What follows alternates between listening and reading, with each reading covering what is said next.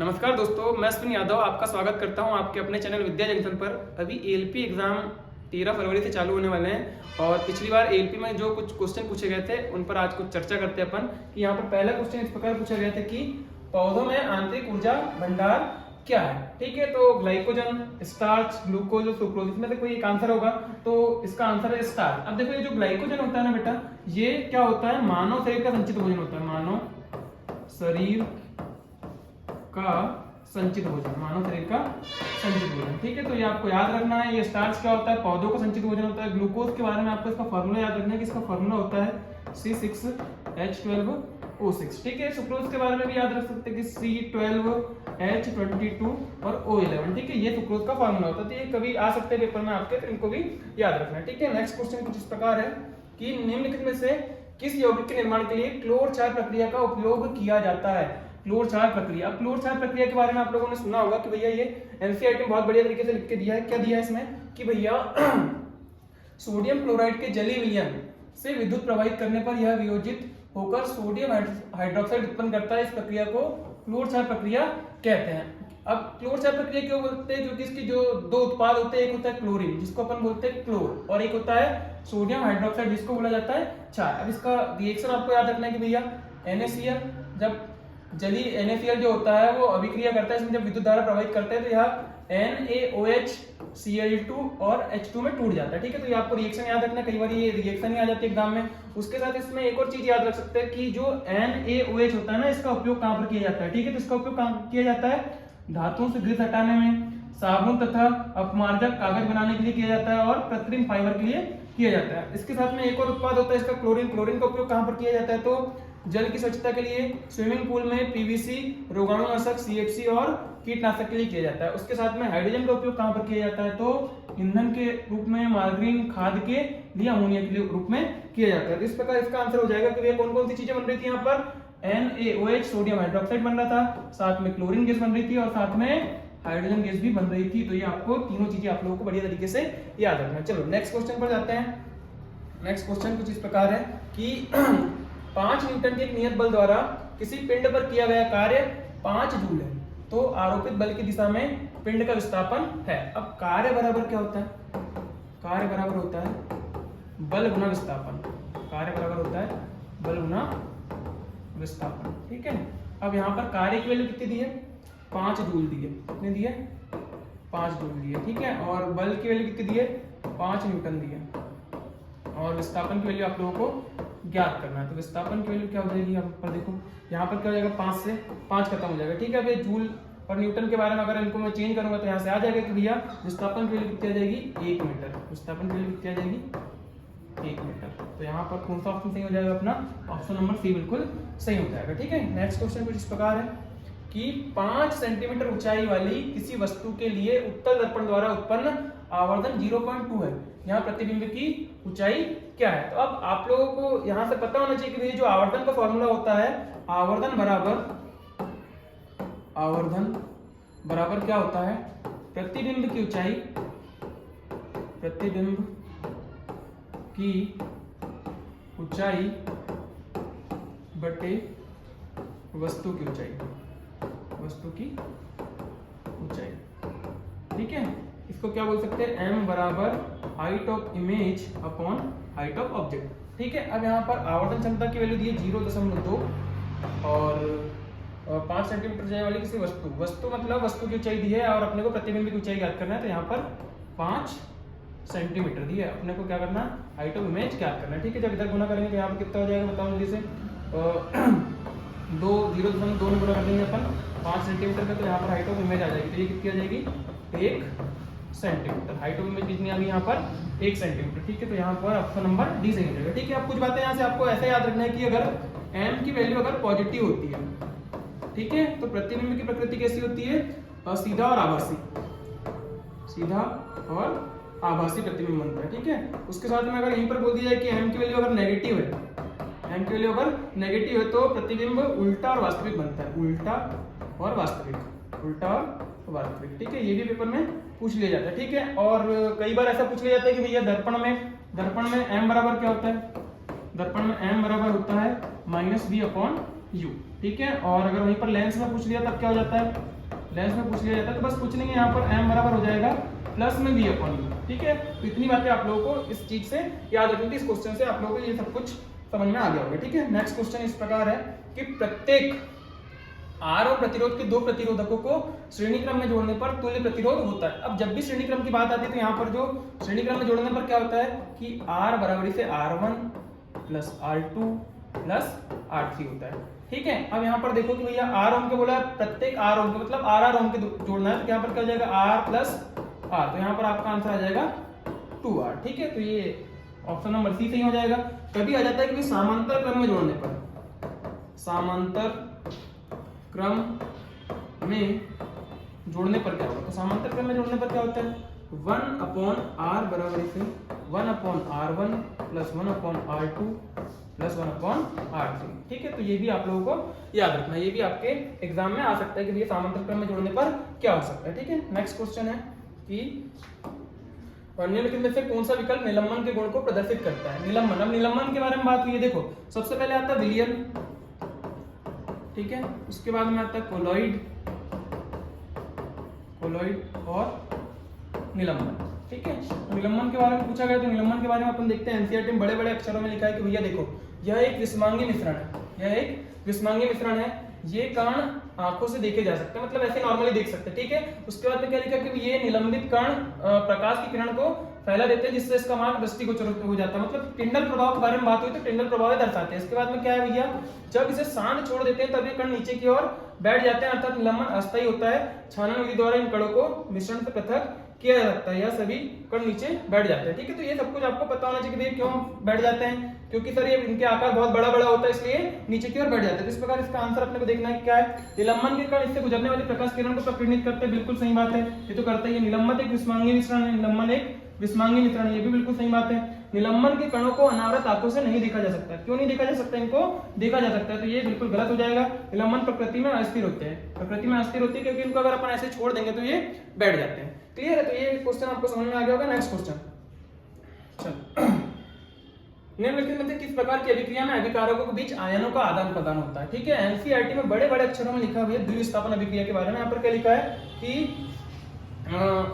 अभिक्रियाएं जिनमें अभिकारकों के बीच आयनों का आदान प्रदान होता है उन्हें द्विविस्थापन अभिक्रिया कहते हैं, ठीक है। तो आपको याद रखना है, इसका एग्जांपल बहुत आईएमपी है कि भैया जब सोडियम सल्फेट को बेरियम क्लोराइड के साथ अभिक्रिया करवाई जाती है तो यह बेरियम सल्फेट और सोडियम क्लोराइड बनाता है, ठीक है। और साथ में ये भी याद रखना है कि ये जो बेरियम सल्फेट होता है ना, इसका जो अविलेय अवक्षेप होता है, यहाँ पर लिखा होगा कहाँ पर है, ये बेरियम सल्फेट का अवक्षेप का निर्माण होता है, ठीक है। तो ये याद रखना कि किसका अवक्षेप बनता है, किस रंग का बनता है, तो ये सफेद रंग का बनता है। तो यहाँ पर आंसर हो जाएगा आपका द्विविस्थापन अभिक्रिया। तो ये भी बहुत अच्छा क्वेश्चन है, आपकी एलपी एग्जाम की दृष्टि से आ सकता है आपके एग्जाम में, ठीक है। नेक्स्ट क्वेश्चन है कि तंत्रिका तंत्र के अलावा हमारे शरीर में नियंत्रण और समन्वय में कौन सा अन्य तंत्र मदद करता है, तो ये थोड़ा सा अच्छा क्वेश्चन है। इसमें क्या है, उत्सर्जन तंत्र ऑप्शन दिया है, अंतःस्रावी तंत्र दिया है, श्वसन तंत्र दिया है और पाचन तंत्र दिया है, ठीक है। तो इसका आंसर हो जाएगा अपना अंतःस्रावी तंत्र। क्यों अंतःस्रावी तंत्र हो जाएगा, आप लोगों ने अंतःस्रावी ग्रंथि का नाम सुना होगा, अंतःस्रावी ग्रंथि का नाम सुना होगा, ठीक है, इंटेस्टाइनल ग्लैंड का नाम सुना होगा, ठीक है। तो भैया इसका काम भी क्या होता है, जैव रासायनिक अभिक्रियाओं को नियंत्रित करना, जैव रासायनिक अभिक्रियाओं को नियंत्रित करना, ठीक है। तो अब जैव रासायनिक अभिक्रियाओं के अंतर्गत क्या क्या होता है, जितनी भी ग्रंथियां होती है अंतःस्रावी ग्रंथि वो हार्मोन बनाती है, ठीक है। क्या बनाती है, हार्मोन, और ये हार्मोन क्या करते हैं, जैव रासायनिक अभिक्रियाओं को नियंत्रित करते हैं। तो आपको याद रखना है कि तंत्रिका तंत्र के अलावा भी एक तंत्र होता है जो क्या करता है भैया, हमारे शरीर में नियंत्रण और समन्वय का कार्य करता है। तो ये कौन सा तंत्र होता है, अंतःस्रावी तंत्र होता है, ठीक है। तो इसका आंसर याद रखना बढ़िया तरीके से, और ये एग्जाम में 101% आएगा कि भैया ऐसा कुछ भी होता है, ठीक है। चलो नेक्स्ट क्वेश्चन, निम्नलिखित में से कौन सा वाष्पीकरण की दर को नहीं बढ़ाता है, वाष्पीकरण की दर को नहीं बढ़ाता है। वाष्पीकरण का नाम सुना होगा आप लोगों ने, ठीक है, वाष्पीकरण, वाष्पीकरण, ठीक है। वाष्पीकरण का मतलब क्या होता है कि भैया जो अपना पानी रहता है जल, उसका वाष्प के रूप में उड़ना ही वाष्पीकरण कहलाता है, ठीक है। तो वाष्पीकरण में क्या क्या होता है, अगर मैं तापमान में कमी करता हूं तब क्या होगा, सतह क्षेत्र में वृद्धि करता हूं तब क्या होगा, हवा की गति में वृद्धि तब क्या होगा। तो इसको देखते हैं, अगर मैं तापमान में कमी करता हूं तो भैया क्या हो जाएगा, वाष्पीकरण की दर तो घट जाएगी, सीधी सी बात है, वाष्पीकरण की दर कम हो जाएगी, सही बात है ना, ठीक है। सतह क्षेत्र में वृद्धि करता हूं तो वाष्पीकरण की दर बढ़ जाएगी। अगर मैं किसी कपड़े को अगर मोड़ मार के रख दूंगा तो वाष्पीकरण कम होगा, और वहीं पर अगर मैं उसको फैला के रख देता हूं तो वाष्पीकरण बढ़ जाएगा। उसके बाद में हवा की गति हवा में जल्दी से कपड़े सूख जाते हैं। कपड़े के एग्जांपल लेके बहुत बड़े तरीके से याद रख सकते हैं। आर्द्रता का मतलब क्या होता है कि वातावरण में कितना पानी है उसके बारे में। अगर आर्द्रता ज्यादा रहेगी तो कपड़े लेट से सूखेंगे, इसलिए आपको याद रखना है कि भैया इसका आंसर क्या हो जाएगा, अगर मैं तापमान में कमी करता हूं तो वाष्पीकरण की दर घट जाएगी। समझ गए? नेक्स्ट क्वेश्चन, जब प्रकाश किरण पृथ्वी के वायुमंडल में गति करती है तो किस परिघटना के कारण उसका अपवर्तन होता है? जब प्रकाश की किरण किसी पृथ्वी के वायुमंडल में गति करती है तो किस परिघटना के कारण उसका अपवर्तन होता है? तो यहाँ पर ऑप्शन लिए वायुमंडलीय परावर्तन, वायुमंडलीय विक्षेपण, वायुमंडलीय अपवर्तन और वायुमंडलीय प्रकीर्णन। ठीक है, तो इसका आंसर आपको पता होना चाहिए कि भैया अपवर्तन के कारण ही होगा, इसके अलावा कोई ऑप्शन सही हो नहीं सकता था। तो आपको याद रखना है कि वायुमंडलीय अपवर्तन। ठीक है, चलो अगला, निम्नलिखित में से किसमें झिल्ली का अभाव होता है? अब झिल्ली क्या होती है भैया? इसको बोलते हैं सेल मेम्ब्रेन। क्या बोलते हैं इसको? Cell membrane. Cell membrane. ठीक है, तो किसमें सेल मेम्ब्रेन नहीं पाई जाती है? क्वेश्चन ये पूछा है भैया, तो इसका अपने को देखना पड़ेगा। जंतु कोशिका, विषाणु, कवक कोशिका और पादप कोशिका। ठीक है, तो जंतु कोशिका में कोशिका झिल्ली पाई जाती है, कवक कोशिका में भी कोशिका झिल्ली पाई जाती है, पादप कोशिका में भी पाई जाती है। ठीक है, परंतु जो विषाणु की कोशिका होती है ना, इसमें कोशिका झिल्ली बिल्कुल नहीं पाई जाती है। ठीक है, तो ये भी बहुत अच्छा क्वेश्चन था। ठीक है, नेक्स्ट क्वेश्चन पर चलते हैं अपन कि तंत्रिका कोशिका का कौन सा भाग सूचना प्राप्त करने के लिए उत्तरदायी है? तंत्रिका कोशिका का नाम सुना होगा आप लोगों ने, न्यूरॉन। ठीक है, अब न्यूरॉन की बात कर लेते हैं। तो एनसीईआरटी में बढ़िया तरीके से इसका डायग्राम दिया गया है। देखो, ये सबसे पहले ये वाला जो क्षेत्र होता है ये इतना, इसको बोलते हैं कोशिका काय। क्या बोलते हैं इसको? कोशिका काय। क्या बोलते हैं इसको? कोशिका काय। इसका मतलब इसको इंग्लिश में बोलते हैं साइटोन। क्या बोलते हैं? साइटोन। ये है अपना एक्सोन। क्या है अपना? एक्सोन। ठीक है, अब यहाँ पर देखो, यहाँ पर क्या पाया जाता है? केंद्रक पाया जाता है। ये केंद्रक दिख रहा है, साथ में जो ध्रुमिका लिखा है यहाँ पर, ध्रुमिका, इसको बोलते हैं डेंड्राइट्स। क्या बोलते हैं इसको? डेंड्राइट्स। ठीक है, तो यहाँ पर सूचना सबसे पहले डेंड्राइट्स के पास में आती है। किसके पास में आती है? डेंड्राइट्स के पास में। तो यहाँ पर आंसर आ जाएगा आपका कौन सा? ये लिखा है डेंड्राइट। ठीक है, ये बिल्कुल सही हो जाएगा। ठीक है, साइनेप्स बता दिया मैंने आप लोगों को। कोशिका द्रव के बाद में वहां पर जो कोशिका काय होता है एकदम ये वाला, इसको पूरे भाग को कोशिका काय बोलते हैं, लिखा है साइटोन बोलते हैं। ठीक है, उसके बाद में यहाँ पर तंत्रिका अक्ष के बारे में बता दिया था मैंने आप लोगों को। ठीक है, तो इसका आंसर क्या हो जाएगा अपना? डेंड्राइट। ठीक है, नेक्स्ट क्वेश्चन देखो, जब एक खाली बोतल को हवा बंद करके पानी में डुबोया जाता है और फिर छोड़ा जाता है तो वह वापस ऊपर उठती है। ऐसा इसलिए होता है क्योंकि, अब देखो, आप लोगों ने सुना होगा एक उत्प्लावन बल का नाम, उत्प्लावन बल का नाम सुना होगा। ठीक है, उत्प्लावन बल के कारण ही क्या होती है, कोई वस्तु जब उसके बाहर के कारण अंदर की ओर एक बल लगता है तो पानी भी उसके ऊपर बाहर की ओर एक बल लगाया जाता है, जिसको क्या बोलते हैं अपन? बियॉन्ड फोर्स या उत्प्लावन बल बोलते हैं। ठीक है, तो अब यहाँ पर अपन ऑप्शन के अकॉर्डिंग जाएंगे कि भैया क्या है? पानी खाली बोतल पर बल नहीं लगता, पानी खाली बोतल पर बल नहीं लगाता है, ऐसा कुछ नहीं है। बोतल पर गुरुत्वाकर्षण बल पानी के उत्प्लावन बल के बराबर होता है। अगर बराबर होता तो भी तैरती पर दबाकर अपन ऊपर निकालते। ठीक है, बोतल पर कार्य करने वाला गुरुत्वाकर्षण बल पानी के उत्प्लावन बल से अधिक होता है। देखते हैं इसको, बोतल पर कार्य करने वाला गुरुत्वाकर्षण बल पानी के उत्प्लावन बल से अधिक होता है। ये दोनों ऑप्शन मुझे सेम सेम लग रहा है, तो यहाँ पर इसका आंसर होना चाहिए कि भैया जो उत्प्लावन बल होता है वो गुरुत्वाकर्षण बल से अधिक होता है। तो ये पूरे के पूरे ऑप्शन गलत है यहाँ पर। तो क्या याद रखना आप लोगों को? जो पानी का उत्प्लावन बल होता है वो गुरुत्वाकर्षण बल से अधिक होता है। ठीक है, इसलिए क्या होती है, जो बोतल रहती है वो ऊपर आ जाती है। क्लियर है? चलो नेक्स्ट क्वेश्चन, कार्बन की संयोजकता क्या होती है? अब कार्बन की संयोजकता, ये तो बहुत ही इजी क्वेश्चन है, सबको पता होगा कि ये कार्बन का जो परमाणु क्रमांक होता है वो 6 होता है। कितना होता है? 6। अगर मैं इसका इलेक्ट्रॉनिक विन्यास करने जाऊंगा तो कितना हो जाएगा? 2 और 4। तो जो अंतिम बाह्यतम कोश में जो इलेक्ट्रॉन होते हैं वो इसकी संयोजकता कहलाती है। तो यहाँ पर कार्बन की संयोजकता कितनी हो जाएगी? 4। ठीक है, समझ गए? तो ये आपको याद रखना है। क्लियर है? चलो नेक्स्ट क्वेश्चन, स्थिर अनुपात के नियम के अनुसार 18 ग्राम जल के अपघटन के बाद प्राप्त ऑक्सीजन और हाइड्रोजन का सही अनुपात क्या होगा? ठीक है, अब ये क्वेश्चन बहुत अच्छा क्वेश्चन है। इसमें क्या करना है आप लोगों को? सबसे पहले जल का फॉर्मूला लिखना है H2O। ठीक है, अब हाँ यहाँ पर लिखना है हाइड्रोजन का परमाणु क्रमांक होता है 1 और कितना हाइड्रोजन है यहाँ पर? 2 और ऑक्सीजन का परमाणु क्रमांक होता है कितना? 16। ठीक है, अब यहाँ पर देखो कितना जाएगा सर? 2:16। अब 2:16 कहीं ऑप्शन में दिख रहा है क्या?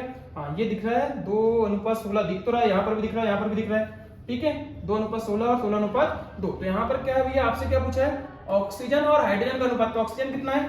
16:2। तो ये अपना आंसर हो जाएगा। ठीक है, और कई बार क्या होता है कि भैया इसको डिवाइड कर देते, तो ये 2:16 को अगर मैं डिवाइड करूंगा तो क्या जाएगा?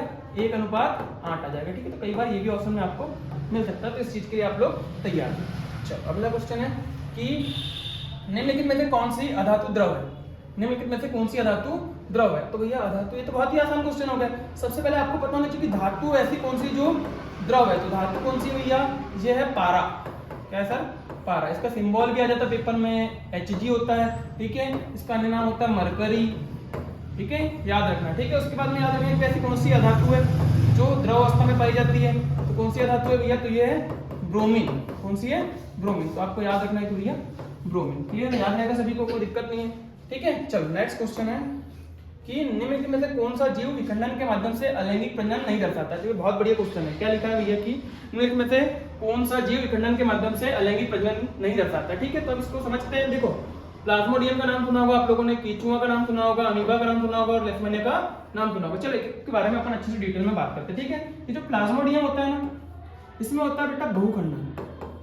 क्या होता है, बहुखंडन, ठीक है। ये कीचुआ के बारे में ऐसा कुछ होता ही नहीं इसमें, ठीक है। उसके बाद में अमीबा की बात कर लेता है, तो अमीबा में होता है द्विखंडन। क्या होता है इसमें, द्विखंडन होता है, ठीक है। और द्विखंडन में क्या होता है, एक निश्चित तल में नहीं होता है, क्या होता है, किसी भी तल में हो जाता है, किसी भी तल में, किसी भी तल में हो जाता है, ठीक है। और ये लेशमानिया, इसी में भी द्विखंडन होता है, द्विखंडन, ठीक है, इसमें भी द्विखंडन होता है, परंतु इसमें एक निर्धारित तल में होता है, एक निर्धारित तल में होता है, निर्धारित तल में होता है। तो ये आपको याद रखना है, ठीक है। और एक और बात याद रखना है कि ये जो लेशमानिया होता है ना, कौन से रोग का रोगजनक है, तो इसको याद रखना है कालाजार। इसका कालाजार का रोगजनक है, कालाजार का रोगजनक है, ठीक है, ये याद रखना। और जो एकमात्र एग्जांपल अपना था जो केचुआ, इसमें क्या होता है सर, किसी विखंडन के माध्यम से इसमें प्रजनन नहीं होता, बाकी जितनी भी चीजें हैं इनमें देखो विखंडन के माध्यम से ही प्रजनन हो रहा है। और ये जो प्लाज्मोडियम होता है ना, ये मलेरिया का नाम सुना, मलेरिया का रोगजनक होता है। किसका रोगजनक होता है,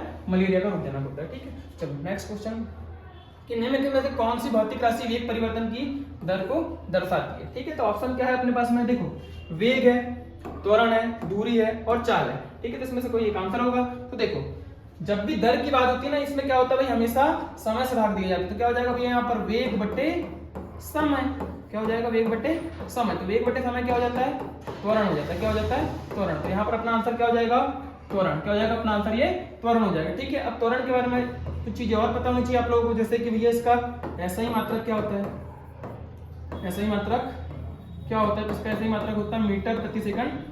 इसको कभी कभी ऐसे भी लिख सकते हैं, मीटर प्रति सेकंड की घात 2, ठीक है, समझ गए। चलो नेक्स्ट क्वेश्चन पर आते हैं कि निम्नलिखित में से कौन से जीव एक कोशिकीय नहीं है। अब एक कोशिकीय जीवों के बारे में बात हुई कि भैया कौन कौन से जीव एक कोशिकीय नहीं है। तो पहले आपको ये तो पता होना चाहिए कि भैया कौन कौन से जीव एक कोशिकीय है। तो यहाँ पर दिए होंगे सर, अमीबा, पौधे, पैरामीशियम और क्लेमिडोमोनास, ठीक है। एनसीईआरटी में बड़े बड़े अक्षरों में लिखा है यहाँ पर कि भैया कौन कौन से जीव ऐसे हैं जो एक कोशिकीय है, ठीक है। तो एक कोशिकीय जीवों के बारे में बात करते हैं। देखो, ये लिखा है कि कोशिका स्वयं में एक संपूर्ण जीव होती है, जैसे अमीबा एक कोशिकीय जीव है, क्लेमिडोमोनास एक कोशिकीय जीव है, पैरामीशियम एक कोशिकीय जीव है और बैक्टीरिया एक कोशिकीय जीव है। तो ये 4 एग्जांपल आपको बढ़िया तरीके से याद रखना कि कौन कौन से 4, अमीबा, क्लेमिडोमोनास, पैरामीशियम तथा बैक्टीरिया क्या है सर, ये एक कोशिकीय जीव है। चलो ऑप्शन के अकॉर्डिंग देखते हैं। सर अमीबा एक कोशिकीय जीव है, बिल्कुल है। उसके साथ में अपने पैरामीशियम एक कोशिकीय जीव है, उसके साथ में क्लेमिडोमोनास एक कोशिकीय जीव है। परंतु जो पौधे होते हैं ना, ये होते हैं बहुकोशिकीय होते हैं, ठीक है। तो ये आपको याद रखना है कि एक कोशिकीय जीव कौन कौन से होते हैं, क्लियर है। चलो नेक्स्ट क्वेश्चन पर चलते हैं। जहां तक आपको क्लास बढ़िया तरीके से समझ में आई होगी, तरीके से याद कर लीजिए और हमारे इस चैनल को सब्सक्राइब कीजिए और इस वीडियो को ज़्यादा से ज़्यादा शेयर कीजिए और वीडियो को लाइक कीजिए, ठीक है। धन्यवाद।